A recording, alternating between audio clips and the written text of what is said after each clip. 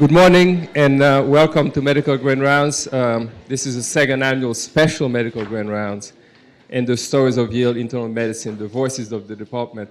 Okay, our next storyteller is Sophie Chung, Yale medical student, and the title of her story is Codes of Care.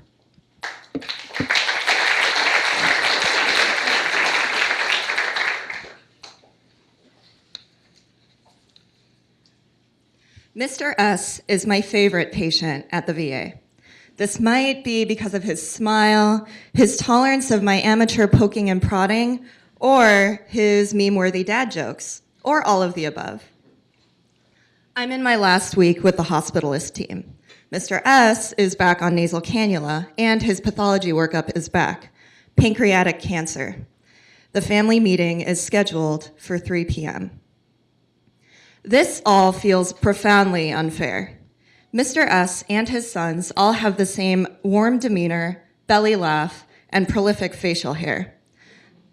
This morning, they're half bemused, half apologetic when Mr. S calls me Nurse Sophie.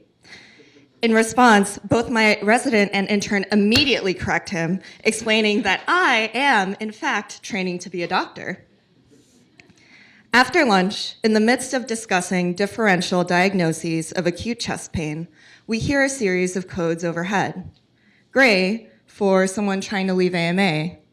Red, for fire, likely a false alarm from the break room microwave.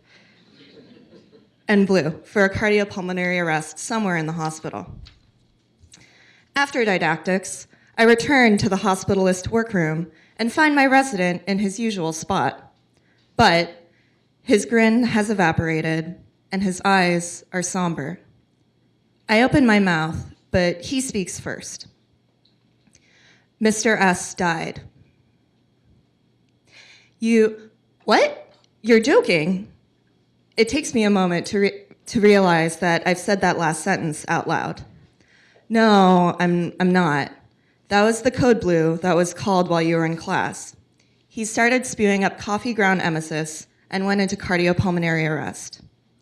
I'm so glad we made him DNR DNI yesterday. He looks down at his feet, and my eyes follow his. His brown brogues are sodden. The vomit got on my shoes, he adds quietly, more to himself than to me. Can I go see him? The question comes as a surprise to both my resident and myself. Yeah, of course. Do you want me to come with you? I shake my head no and walk to the patient's room, hesitating outside the door. The words of our preclinical instructor echo in my head. If you are crying for yourself, keep it out of the room. But if you are crying for them, don't be afraid to let it show. I enter. Mr. S is crumpled and so much smaller in death. His sons are at his side, still a little blank with shock, but also at peace. One of them shows me a selfie he took with his father that morning. Mr. S is smiling behind his oxygen mask and giving 2 thumbs up. Typical Mr. S. I brace myself. I'm so sorry for your loss. I add, in a rush, that Mr. S was a really lovely person and that everyone on the floor liked him. My voice cracks and my vision blurs with tears. The 2 sons look at each other, then look back at me. A question and a shrug pass wordlessly between them. What was your name again? One asks. When I answer, they remember me from this morning. Then, to my utter embarrassment, the older son gets up and hugs me. I have a vague feeling of intense guilt, a pang of alarm. We are supposed to be taking care of the patients, not the other way around. In the end, I hadn't even been there for Mr. S's passing. I feel like a fraud. I flash back to the last time I was close to death. A year earlier, my good friend Yan, 28-year-old male, brazen, fearless, the best kind of crazy, had died in a car crash. It happened on the other side of the country, and his body was not at the service that I attended. This was a mixed blessing. I didn't want it to feel real, but At the same time, the lack of evidence made the proceedings feel pantomimed and distant. Suddenly, I understand why it was important for me to see Mr. S. after he died. I wanted to face his death openly and deliberately. I wanted his family to know that I cared about him and would remember him. And, selfishly, I wanted to give myself a chance at closure. The rest of the day ends in a blur. When I finally get home, my phone buzzes. It's my intern texting to ask if I'm okay. An hour later, it buzzes again. It's my resident asking the same question. Shortly afterwards, it rings outright. It's my attending. He wants to check in, to debrief with me about Mr. S's death. He wants me to understand as much as possible what happened and why. Before hanging up, he tells me to take care of myself. The nicety carries newfound weight for me.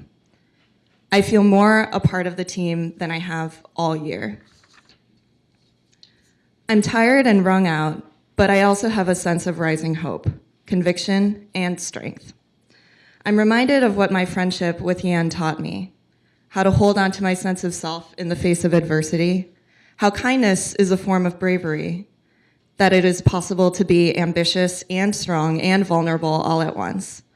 These values shape the kind of person I want to be, the kind of doctor I aspire to be, competent, empathetic, and selfless. I realize that Mr. S. and his family have taught me something too, that it's okay for doctors to show their emotions and that strong does not have to mean stoic. As our community asks itself if empathy can be taught, cultures shifted, and burnout thwarted, I find answers in my experience at the VA. A patient who I connected with died unexpectedly, but I did not go home early or take a personal day the next morning. Instead, I was eager to return to work. This was made possible by the way my team advocated for and supported me, by the comfort that my patient's family offered to me even in the midst of their grief. Mr. S's final gift to me, like Yan's, is bittersweet and lights my path forwards.